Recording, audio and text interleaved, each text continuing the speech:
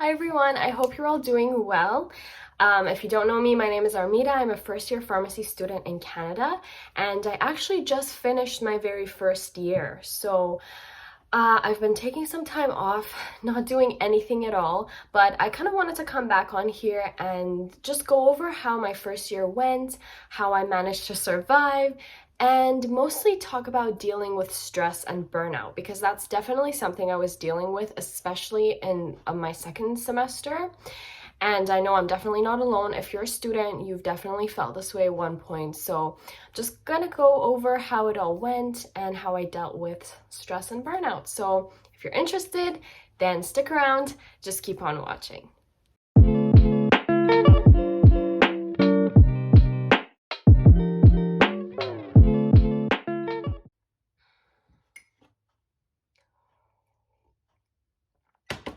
So, first year of pharmacy. It was definitely a roller coaster. So, just to give a bit of context, we have 2 semesters. I had semester one from September to December, and then semester two from January to April. Semester one was definitely a lot easier for me. Some people found it harder because it's a bit of an adjustment, but I did 5 years of undergrad, so I was kind of already in the groove of the studying, and so it wasn't that big of an adjustment for me necessarily. It was definitely very different, and I'll get into how the courses were and how it kind of worked out and how it was different from undergrad. But in that sense, it wasn't so hard for me. And also in first semester, I was so excited. This was new. It was exciting because I got into pharmacy. So I definitely had some adrenaline that kept me going. But in semester two, we started off with a really, really difficult topic, which is infectious disease. If you haven't seen my video, I have a whole video about when I was studying for my infectious disease final exam, and you can see the entire week and how much I was struggling with that. So I guess I'll link it down below if you're interested. But that's what we started off with. So already it was really overwhelming. And we had a Actually, I feel like in first semester we had a lot more topics, but they were harder in second semester because that's when we started therapeutics, which is when we actually learn about the drugs used to treat all the conditions. So it was very dense. Um, and yeah, at one point in the end, I was so burnt out. I was so tired physically and mentally. And I actually took some clips I have. So if there's time, I'll insert them in here. Um, where I was talking about how I was feeling. I was very burnt out and I just didn't want to keep going, and I had so many exams. So I think, yeah, I'll insert them somewhere in this video so you can kind of see what my mindset was like. To be honest, I didn't think I was gonna film anytime soon because today's Sunday, it's Easter Sunday, and this coming week is my last week of first year classes. And I have a huge exam on Friday, and I've just been in the worst kind of slump. I don't even know what to call it. I feel like I'm just so burnt out at this point that I'm physically so tired. I haven't, like last night, I got, I would say, enough sleep, but I'm still so tired. I feel like I can't even open my eyes. And no matter what I do, I can't get myself to sit down and study because I'm still so behind. So I thought, I'm sure I'm not alone. A lot of other people experience this, so maybe I'll just film it and I'll share with you what I do when I feel burnt out or I'm in a slump or I'm just extremely unmotivated. Hopefully this will motivate me. So, excuse my messy appearance. Like I said, I'm so tired. But yeah, so let's see, it's 11:30. I have a meeting with my volunteer group at 12. It's so nice out too, but I just feel like I don't want to do anything. I'm sure some of you guys can relate to this. I just feel like I don't want to do anything, and that's bad. I have a lot to do. I have a little quiz on Tuesday. I have a lab I need to prepare for on Wednesday, and then I have that huge exam. It's on hematology, and then HEAT, which is head, eyes, ears, nose, and throat disorders. So yeah. But anyways, enough rambling. let's talk about how the courses work. So how it kind of works is in first semester we had this one big course called Pharmacy 100, and then we had one smaller course which was 2 credits, but the big course I think was 18 credits, and it was split up into, I think it was 5 different modules. So each module ran about 2 weeks or sometimes 2.5, I think. I don't 100% remember, but roughly in that time scale. And then yeah, so we had, each module was kind of like a separate course. So each one, like 2.5 weeks, would be like a 3 credit course. And what made it really hard was obviously the amount of content we had to learn in a short period of time. But sometimes we would finish a topic, we would start the next module, but we still had to study for the final exam of that last module. So that's kind of what made it really, really hectic and different from undergrad, because obviously in undergrad I would have like 4 courses, typically the course load that I took, and you know, they were separate. It wasn't as jam-packed. So that's kind of the first thing that I found was very different and made pharmacy a lot more hectic. In first semester, the topics weren't necessarily extremely hard, at least like subjectively for me, that's how I felt. It was more so the timing and just the amount of content. So moving on to second semester, that's when we started our therapeutics module. So that's where we learned about all the different drugs to treat the conditions. There was a lot, so much. We needed to know obviously all the drugs, brand name, generic name, how they worked, all the dosage forms that they were available in, what doses were used for example, children versus adults versus special populations. And our different topics were things like infectious disease, dermatology, musculoskeletal disorders, hematology. What else was there? There was HEAT, so head, ears, eyes, nose, and throat disorders. I'm trying to think, am I missing? I'm definitely missing things, but you kind of get the point. So it was definitely a lot more hectic second semester. I also forgot to mention that alongside those courses or those topics, the diseases and the drugs, we also had labs. So it was obviously kind of different because still we're dealing with it, and this year was entirely online. So I'm sure it's going to be a little bit different once we go back in person. But online, things that we did in lab were, for example, going over patient cases. So we would get a patient, their background information, diseases they were dealing with, and we'd kind of see if there was anything wrong with the drug therapy, what they were prescribed, if there was anything that they needed, any unmet needs, and overall just recommending proper medications, and then non-pharmacologic recommendations, monitoring plan for them, things like that. We did a lot of counseling, so every week we had to film ourselves counseling a patient on a medication. So they would give us the profile and we would practice that, and we would film ourselves counseling the patient and upload that. We also had practice and mini assessments for pharmaceutical calculations, learned to check blister packs, check medications. So when a technician actually not dispenses, but fills the medication, then the pharmacist has to check it and make sure it's the right patient, right drug, right prescriber, everything is okay, the quantity looks fine, it's the same drug, DIN, blah, blah, blah. So we did a lot of things like that. What else did we do in lab?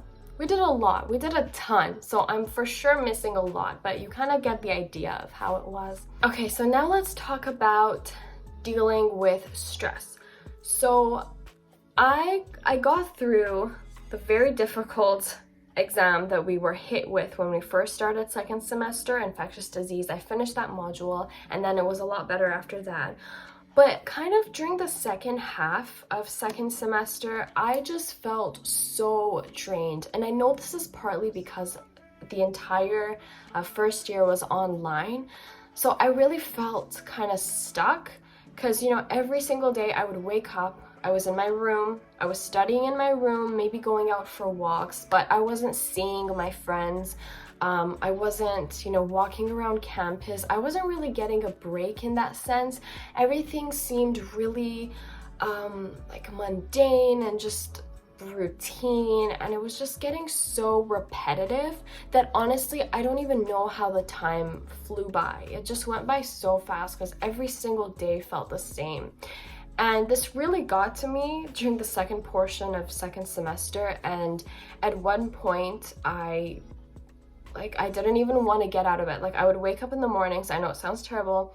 I'd wake up in the mornings and I would just dread getting out of bed and having to study again. Because at one point, we had an exam every single week. So as soon as we stopped studying for one thing, we had to start studying for the next. Otherwise, you just couldn't catch up. It was really, really intense, but I got through it, and you can too if that's how you're feeling. So some tips I have for dealing with this are, number one, just realize that you're absolutely not alone. It's really easy to feel like you're the only person who's feeling this way, but that is 100% not true. And obviously, I figured this out after talking to a lot of my classmates online when we would go into breakout rooms in Zoom to discuss some kind of school-related topic, and we finished early and we started talking, and I found that every single person I talked to was feeling the same way. So you're not alone. Secondly, take a break. I know sometimes it feels like, no, I just finished an exam, I'm so tired, but I have to keep going. I have to start studying again, otherwise I won't be able to catch up, or that's what I was worried about too. But honestly, your brain needs a break. Let's say you just finished an exam, it was super stressful, and you're tired. Do you really think that if you keep studying, even though you're so tired, you're gonna be even beneficial? 100% no. So this is something my boyfriend always tells me, and it's so true. He says, your brain knows what's best for you. That's absolutely true. So if you're feeling like you just don't want to study after, you have been studying for a long time, take a break. And it's completely fine, because once you come back refreshed, you'll find that you don't even need that much time to study because your brain is on top of it. So get your sleep. I can't stress this enough. What I started doing was, the night before the exam, I'm usually the kind of person, and I did this in undergrad too, that I can stay awake for as long as needed, but no matter what you do, I can't wake up early to study. But it was really interesting. This is what I had to do during pharmacy. So the night before the exam, I would sleep early. I would try my best to be in bed at maximum 10 p.m. Sometimes that didn't really work out, but I'd be in bed by max 10 p.m. and then I would set my alarm for like 5 or 5:30 in the morning. And sometimes there were topics that I hadn't studied at all, but that would kind of, the stress of not having studied this topic would get me out of bed in the morning, and I would be a lot more efficient. And also I found that it was really helpful because we had exams usually early in the morning, so 8:30. If I was waking up right before the exam, I was still kind of groggy. But if I had woken up early and I was awake for longer, then my brain was already more awake, so I was just a lot more efficient during the exam itself. Another tip I have is to just make things easier for yourself and a lot less time consuming by working with your friends. So what I mean is, my friend and I would do this for some topics together. We would take the learning objectives from a lecture, let's say it was a really long lecture, and we would put it in a Google document, and then we would work together to answer the learning objective. So one person would do half, the other would do the other half, and then we have completed notes and we could just study off of those, because taking notes takes a lot of time. Answering the learning objectives takes a lot of time, and most of the time it's just kind of passive. So if you can make that part quicker and you just have the notes ready to go, then it makes it a lot easier and less time consuming. So that's kind of a separate topic on its own. I might make a video about my studying tips. Those may be helpful, but yeah, make it as easy as possible for yourself. Sometimes for some lectures, I didn't even take notes. I would just memorize it right off the slides. So make sure to minimize all things that kind of are passive and unnecessary, and just do, it's kind of bad to say, but do the bare minimum. And if you're getting really stressed, I know this happened to me multiple times, it's getting close to the exam and there's just topics you haven't gone over, lectures you haven't studied, just go through it and learn the parts that you think are the most important, most likely to show up on your exams. So after you've taken a couple of exams, you'll get the sense of what types of questions they're likely to ask, and just don't even bother with all the other information. For example, epidemiology, so kind of like statistics and background information, things like that, we never got tested on, so I didn't even bother with those. So just go in if you're short on time and only learn the things that you think are the most important. Because here's the thing, on one exam there's so many different lectures that are being tested, so do you really think they're going to test you on one minute detail? Probably not. So you'll get a lot better at this as you take more exams, but that's something to really keep in mind. Don't even bother memorizing the whole lecture, just pick out the very most important points and just try to maximize your chances of getting points on the exam. So I hope that makes sense. That's a really important tip when you're feeling burnt out and stressed, to work with your friends or work with your classmates, even if you don't know them. Just reach out. For us, we had a big group chat, so I'm sure you guys have some way of communicating with your classmates too. Just reach out to other people and form study groups. You can meet on Zoom, and it's a lot more motivating when you see that other people are also studying too. And just try to break down the work as much as possible, make it easier for yourself, and the more you do, the more motivated you are to keep going. So just getting started is the hardest part, I know, but once you do, with the help of others especially, then it's a lot easier to keep going. So just to kind of summarize in a less rambly way how to go about feeling burnt out and just stressed when you have a lot to do. Number one, just know that you're not alone. There's a lot of other people who are feeling the same way. Or if you're feeling this way, chances are a lot of other people are as well. Number two, take a break, no matter how much you have to do, because your brain is not going to be efficient if you're extremely tired and you push yourself to keep going. So take a break. If you need to, take a nap, go to sleep early, and then wake up early. So that's something I did as well. Taking a break might also look like going out for a walk. So sometimes I would walk to the closest Starbucks to me and I would just get a drink and walk back. Or, just go into your backyard. Just do something that's not school related at all. Give yourself an hour if you need to, and it'll make a huge difference. Number three is talk to other people. It's really easy to just feel isolated and isolate yourself even more and things like that, but really, talk to a parent, talk to a sibling, talk to a friend. It doesn't even have to be school related. Just get your mind off of everything that you're dealing with. And I know it's extremely, extremely tough. I went through this as well, but you can get through it. So once again, this video was extremely rambly. I really hope there were some things you could get out of it. I just kind of wanted to come on here and talk to you guys about how things have been going now that I'm finished first year, which I can't believe. So what I have coming up is a practicum. First year students, after we finish our first year over the summer, we have a 1-month practicum in a community pharmacy. So mine is in July, and I'm really lucky. It's super, super close to my house. So I'm looking forward to that. It's going to be a good experience. So what we do on practicum is a lot of different things. We get to practice counseling, patients, just a lot of patient interactions. We do have assignments, I believe, and we do get graded for practicum. So we need to pass our practicum in order to move on to second year.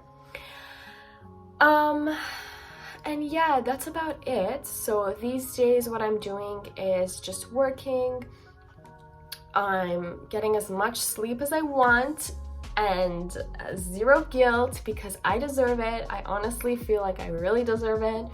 I've just been cooking a lot because that's something I really like doing. Watching a lot of movies, a lot of shows. If you have any good recommendations for Netflix shows, please leave them down below because I'm always looking for new recommendations.